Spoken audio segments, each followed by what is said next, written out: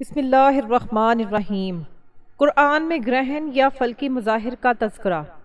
قرآن مجید میں سورج اور چاند کو اللہ کی نشانیاں بتایا گیا ہے۔ گرہن کو براہ راست ذکر نہیں کیا گیا، لیکن ان فلکی مظاہر کو اللہ کی عظمت اور قیامت کی نشانیوں کے طور پر بیان کیا گیا ہے۔ سورۃ یاسین آیت نمبر 37-38۔ وَآیَةٌ لَّهُمُ اللَّيْلُ نَسْلَخُ مِنْهُ النَّهَارَ فَإِذَا هُم مُّظْلِمُونَ وَالشَّمْسُ تَجْرِي لِمُسْتَقَرٍّ لَّهَا۔ اور ان کے لیے ایک نشانی رات بھی ہے کہ ہم اس سے دن کو کھینچ لیتے ہیں تو وہ اندھیروں میں رہ جاتے ہیں، اور سورج ایک مقررہ راستے پر چل رہا ہے۔ جب آنکھیں پتھرا جائیں گی اور چاند بے نور ہو جائے گا اور سورج اور چاند اکٹھے کر دیے جائیں گے۔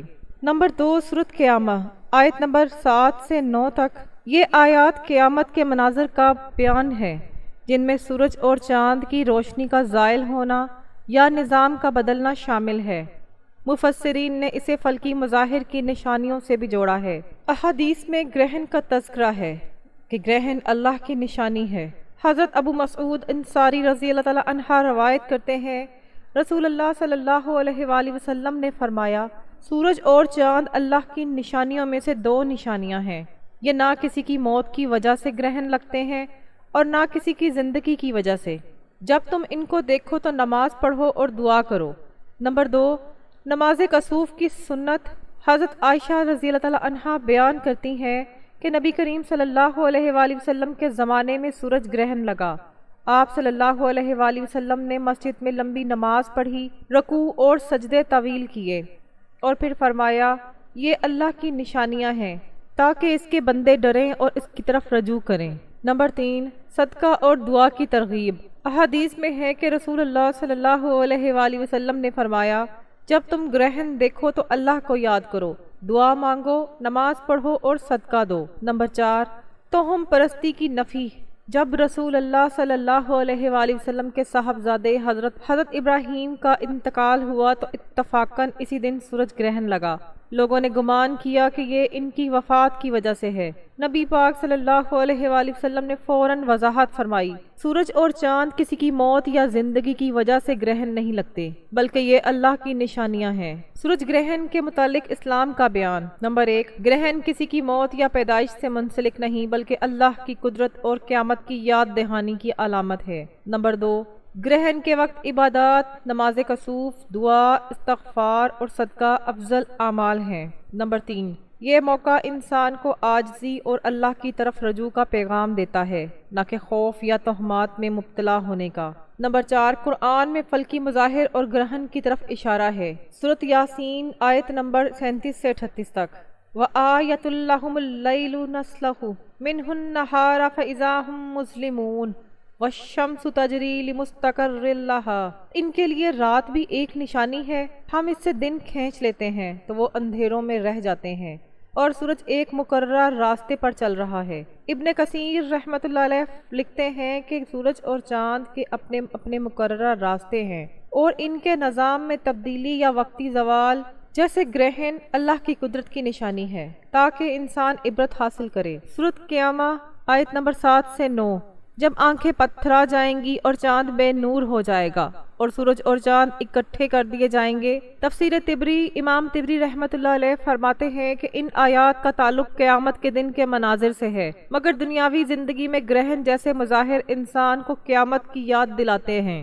اسی طرح سورۃ انعام کی آیت نمبر 96 میں، وہ صبح کو چیرنے والا ہے، رات کو سکون کے لیے بنایا اور سورج اور چاند کو حساب کے لیے، جس کی تفسیر میں امام قرطبی رحمۃ اللہ علیہ بیان کرتے ہیں کہ سورج اور چاند کی حرکت اور ان میں آنے والی تبدیلیاں جیسے گرہن اللہ کی حکمت اور بندوں کے لیے عبرت کا ذریعہ ہے۔ تفسیر قرطبی میں سورۃ انعام کی آیت نمبر 96 میں احادیث میں واضح رہنمائی ہے کہ گرہن اللہ کی نشانیاں ہیں۔ حضرت ابو مسعود رضی اللہ تعالیٰ عنہ سے روایت ہے، رسول اللہ صلی اللہ علیہ وآلہ وسلم نے فرمایا، سورج اور چاند اللہ کی 2 نشانیاں ہیں، یہ نہ کسی کی موت کی وجہ سے گرہن لگتے ہیں اور نہ کسی کی پیدائش کی وجہ سے۔ جب تم گرہن دیکھو تو اللہ کا ذکر کرو، نماز پڑھو اور دعا مانگو۔ نماز کسوف کا عمل حضرت عائشہ رضی اللہ تعالیٰ عنہا بیان کرتی ہیں، نبی پاک صلی اللہ علیہ وآلہ وسلم کے زمانے میں سورج گرہن لگا تو آپ صلی اللہ علیہ وآلہ وسلم نے لمبی نماز پڑھائی، رکوع اور سجدے طویل کیے اور پھر فرمایا اللہ اپنی نشانیوں کے ذریعے اپنے بندوں کو ڈراتا ہے، بس جب یہ نشانیاں دیکھو تو نماز پڑھو اور دعا مانگو۔ صدقہ اور دعا کی ترغیب، جب تم گرہن دیکھو تو اللہ کو یاد کرو، دعا کرو، نماز پڑھو اور صدقہ دو۔ مفسرین کی آراء اور فقہی رہنمائی، ابن کثیر رحمۃ اللہ علیہ انہوں نے وضاحت کی ہے کہ گرہن کو اللہ کی قدرت کی نشانی کے طور پر دیکھنا چاہیے اور اس موقع پر عبادت و توبہ کرنا مسنون ہے۔ امام طبری رحمۃ اللہ علیہ ان کے مطابق گرہن جیسے مظاہر قیامت کے دن کی یاد دہانی کراتے ہیں تاکہ بندے اللہ سے ڈریں اور نیک اعمال کریں۔ امام قرطبی رحمۃ اللہ علیہ انہوں نے اپنی تفسیر میں بیان کیا ہے کہ جاہلیت کے دور میں لوگ گرہن کو نحوست یا کسی بڑے واقعے کی علامت سمجھتے تھے، لیکن اسلام نے اسے رد کیا اور اللہ کی طرف رجوع کی تعلیم دی۔ امام نووی رحمۃ اللہ علیہ انہوں نے لکھا کہ گرہن کے وقت لمبی نماز، دعا، استغفار اور صدقہ کرنا مستجب ہے اور یہ عبادات اللہ کے خوف اور عاجزی کے اظہار کے لیے ہیں۔ اسلام کا جامع پیغام گرہن اللہ کی قدرت کی نشانی ہے، کوئی منحوس یا خرافانی واقعہ نہیں۔ یہ بندے کے لیے موقع ہے کہ وہ عاجزی اختیار کرے، نماز کسوف ادا کرے، صدقہ دے، استغفار کرے اور دعا کرے۔ قیامت کے مناظر کی جھلکیاں فلکی مظاہر کے ذریعے دکھا کر اللہ اپنے بندوں کو متنبہ کرتا ہے۔ اللہ کی تسبیح اور تکبیر، رسول اللہ صلی اللہ علیہ وآلہ وسلم نے فرمایا کہ جب سورج یا چاند گرہن لگے تو اللہ کا ذکر کرو، دعا مانگو اور نماز پڑھو۔ آپ کثرت سے یہ اذکار پڑھ سکتے ہیں۔ سورۃ قیامہ آیت نمبر 9 سے 7 تک۔ سبحان اللہ، اللہ پاک ہے، اللہ اکبر، اللہ سب سے بڑا ہے، الحمدللہ، سب تعریف اللہ کے لیے ہے، لا الہ الا اللہ، اللہ کے سوا کوئی معبود نہیں۔ یہ اذکار دل کی عاجزی کے ساتھ بار بار پڑھنا چاہیے تاکہ اللہ کی کبریائی کا احساس تازہ ہو۔ نمبر 2، استغفار اور توبہ۔ احادیث میں آیا ہے کہ گرہن اللہ کی نشانی ہے تاکہ بندے رجوع کریں۔ استغفار کے الفاظ، استغفر اللہ ربی من کل ذنب و اتوب الیہ، میں اللہ سے اپنے ہر گناہ کی معافی مانگتا ہوں اور اسی کی طرف رجوع کرتا ہوں۔ گناہوں پر ندامت اور دل سے توبہ کے لیے یہ وقت بہت موزوں ہے۔ نماز کسوف اور دعا۔ گرہن کے دوران 2 رکعت نماز کسوف پڑھی جاتی ہے جو عام نماز کی طرح ہوتی ہے، لیکن اس میں لمبے قیام، رکوع اور سجدے کیے جاتے ہیں۔ نماز کے بعد دعا مانگے، دنیا و آخرت کی بھلائی، امت مسلمہ کی اصلاح، گناہوں کی معافی اور ایمان میں مضبوطی کی دعا کی جائے۔ صدقہ اور خیرات کے ساتھ بھی دعا مانگے۔ صدقہ دیتے وقت بھی دعا کریں، اے اللہ اس صدقے کو قبول فرما اور ہمیں اپنے غضب سے محفوظ رکھ۔ گرہن کے وقت نبی پاک صلی اللہ علیہ وآلہ وسلم نے لوگوں کو صدقہ دینے اور غلام آزاد کرنے کی ترغیب دی، اس لیے غربا کی مدد بہترین عمل ہے۔ توحید اور توکل کا اظہار۔ گرہن کے بارے میں بعض اقوام کے تہمات کو اسلام نے رد کیا۔ نبی پاک صلی اللہ علیہ وآلہ وسلم نے فرمایا، سورج اور چاند کسی کی موت یا زندگی کی وجہ سے گرہن نہیں لگتے، بلکہ یہ اللہ کی نشانیاں ہیں۔ اس موقع پر توحید کو مضبوط کریں اور یہ اذکار دہراتے رہیں، حسبنا اللہ و نعم الوکیل، ہمارے لیے اللہ کافی ہے اور وہ بہترین کارساز ہے، لا حول ولا قوت الا باللہ، نہ طاقت ہے نہ قوت مگر اللہ سے۔ طویل دعائیں اور عاجزی۔ گرہن کے دوران لمبی دعائیں مانگنا سنت ہے۔ نبی پاک صلی اللہ علیہ وآلہ وسلم کے عمل کے مطابق رو کر عاجزی کے ساتھ اور اپنے گناہوں پر ندامت ظاہر کرتے ہوئے دعا کریں۔ اپنے والدین، اہل خانہ، بیماروں اور پوری امت کے لیے خیر و برکت کی دعائیں کریں۔ اذکار کے ساتھ تدبر۔ اذکار کو محض الفاظ سمجھ کر نہ دہرائیں بلکہ ان کے معنی پر غور کریں تاکہ دل میں خشوع پیدا ہو۔ گرہن اللہ کی عظمت کا منظر ہے، اس لیے یہ وقت ایمان کو تازہ کرنے اور دنیا کی حقیقت کو یاد رکھنے کے لیے بہترین موقع ہے۔ ناظرین، آج کی اس ویڈیو میں آپ کو بتانے جا رہی ہوں کہ نماز کسوف اور نماز خسوف پڑھنے کے طریقے کے بارے میں۔ یہ نماز سورج گرہن اور چاند گرہن کے وقت پڑھی جاتی ہے۔ نماز کسوف اور نماز خسوف میں کوئی زیادہ فرق نہیں ہے۔ نماز خسوف کی نیت اس وقت ہوتی ہے جب چاند گرہن ہوتا ہے اور نماز کسوف کی نیت اس وقت ہوتی ہے جب سورج گرہن ہوتا ہے، یعنی سورج گرہن ہو یا چاند گرہن، آپ کو نماز کسوف اور خسوف پڑھنا چاہیے، کیونکہ یہ نماز ہمارے نبی صلی اللہ علیہ وآلہ وسلم نے پڑھنے کو فرمایا تھا۔ آپ کو یہ بات ہمیشہ یاد رکھنی ہے کہ جب سورج گرہن ہو تو آپ کو نماز کسوف کی نیت کرنا ہے، اور چاند گرہن ہو تو آپ کو 2 رکعت نماز خسوف کی نیت کرنا ہے۔ اس 2 رکعت نماز میں سجدوں کا تو کوئی فرق نہیں ہوتا، لیکن رکوع کا اور قیام کا فرق ہوتا ہے۔ اس 2 رکعت نماز میں 4 قیام اور 4 رکوع ہوتے ہیں، اور بھی روایت میں 6 قیام اور 6 رکوع، اور کسی میں 8 قیام اور 8 رکوع بھی آئے ہیں، لیکن بہتر یہی ہے کہ آپ 4 قیام اور 4 رکوع والی پڑھیں۔ آئیے اب ہم سیکھتے ہیں کہ حضور پاک صلی اللہ علیہ وآلہ وسلم نے گرہن کے وقت نماز کیسے پڑھائی اور کس طرح سے پڑھائی۔ آپ علیہ الصلوۃ والسلام کے زمانے میں جب سورج گرہن ہوا تو آپ صلی اللہ علیہ وآلہ وسلم نے لوگوں کو نمازیں پڑھائیں۔ پہلے آپ صلی اللہ علیہ وآلہ وسلم کھڑے ہوئے تو بڑی دیر تک کھڑے رہے، یعنی قیام اتنا لمبا ہوا، مثال کے طور پر سورۃ بقرہ جتنی تلاوت ہوگی، تو آپ صلی اللہ علیہ وآلہ وسلم قیام میں بہت دیر تک کھڑے رہے۔ اس کے بعد رکوع کیا اور رکوع میں بھی بہت دیر تک رہے۔ پھر رکوع سے اٹھنے کے بعد آپ صلی اللہ علیہ وآلہ وسلم دیر تک دوبارہ کھڑے رہے، یعنی آپ صلی اللہ علیہ وآلہ وسلم نے دوبارہ قیام کیا، لیکن آپ صلی اللہ علیہ وآلہ وسلم کے پہلے قیام سے کچھ کم پھر رکوع کیا تو بڑی دیر تک رکوع میں رہے، لیکن پہلے سے مختصر سجدے میں گئے اور دیر تک سجدے کی حالت میں رہے۔ دوسری رکعت میں بھی آپ صلی اللہ علیہ وآلہ وسلم نے اسی طرح کیا۔ جب آپ صلی اللہ علیہ وآلہ وسلم نماز سے فارغ ہوئے تو گرہن کھل چکا تھا۔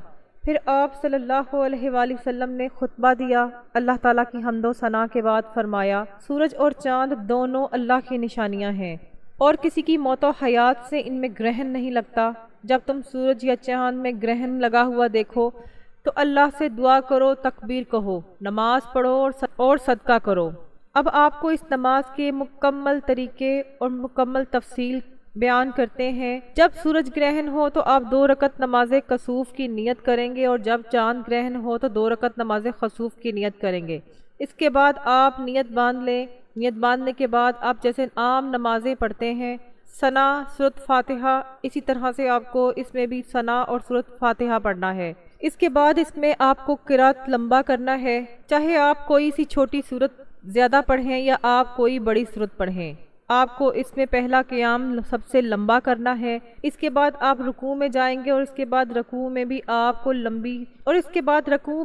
کو لمبی دیر تک رہنا ہے، یعنی اس کے رکوع کو بھی آپ نے لمبا پڑھنا ہے۔ اس کے بعد آپ رکوع سے اٹھ کر کھڑے ہو کر سمیع اللہ لمن حمیدہ کہیں گے، پھر آپ نیت باندھ کے قیام کریں گے، یعنی جیسے عام نمازوں میں آپ رکوع سے اٹھ کر سجدے میں جاتے ہیں تو آپ کو سجدے میں نہیں جانا ہے، آپ کو رکوع سے اٹھ کر سمیع اللہ لمن حمیدہ کہہ کر دوبارہ قیام کرنا ہے، لیکن یہ آپ کی 1 رکعت مکمل نہیں ہوگی جب تک آپ کے 2 سجدے نہیں ہوں گے۔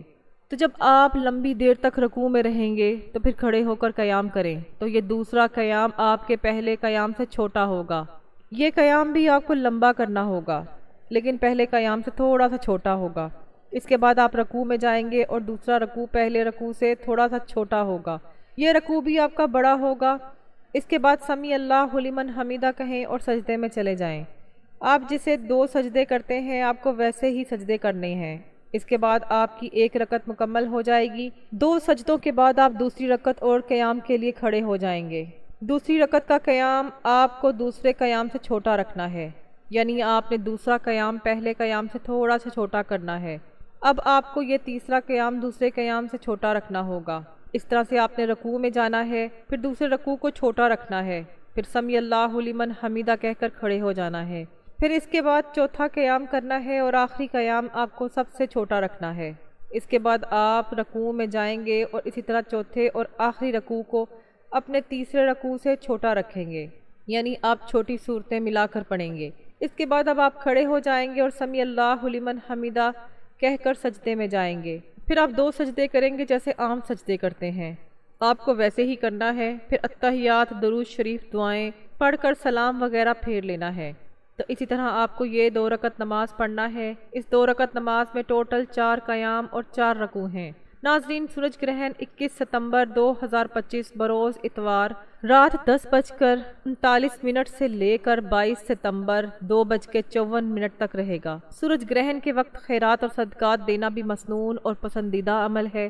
اس موقع پر نبی پاک صلی اللہ علیہ وآلہ وسلم نے لوگوں کو صدقہ دینے کی تلقین فرمائی تاکہ محتاجوں اور غریبوں کو فائدہ ہو اور انسان اپنے مال کے ذریعے اللہ کی رحمت حاصل کرے۔ حدیث مبارکہ میں آتا ہے کہ رسول اللہ صلی اللہ علیہ وآلہ وسلم نے فرمایا فَإِذَا رَأَيْتُمْ ذَلِكَ فَادْعُوا اللَّهَ وَكَبِّرْهُ وَصَلُّوا وَتَصَدَّقُوا۔ ترجمہ: جب تم گرہن دیکھو تو اللہ سے دعا کرو، تکبیر کہو، نماز پڑھو اور صدقہ دو۔ صدقہ و خیرات کی صورتیں: غربا مساکین کو کھانا کھلانا، یتیموں اور بیواؤں کی مدد کرنا، مسجد یا مدرسے میں تعاون دینا، بیمار یا نادار لوگوں کا علاج کرانا، پانی پلانے کا انتظام کرنا، کنواں، نلکا، سبیل وغیرہ۔ خلاصہ یہ کہ سورج گرہن کے وقت خیرات اور صدقہ دینا نبی اکرم صلی اللہ علیہ وآلہ وسلم کی سنت کے مطابق ہے۔ یہ عمل نہ صرف غریبوں کی حاجت روائی کا ذریعہ بنتا ہے بلکہ اللہ تعالیٰ کے عذاب اور ناراضگی سے حفاظت اور اس کی رحمت کے حصول کا بھی سبب بنتا ہے۔ امید ہے آپ کو یہ نماز کسوف اور خسوف پڑھنے کے طریقے سمجھ میں آ گئے ہوں گے۔ میرا کام تھا آپ تک معلومات پہنچانا۔ اللہ تعالیٰ آپ کی نماز میں برکت عطا فرمائے، آپ کو ہر بری آفت سے بچائے، آمین یا رب العالمین۔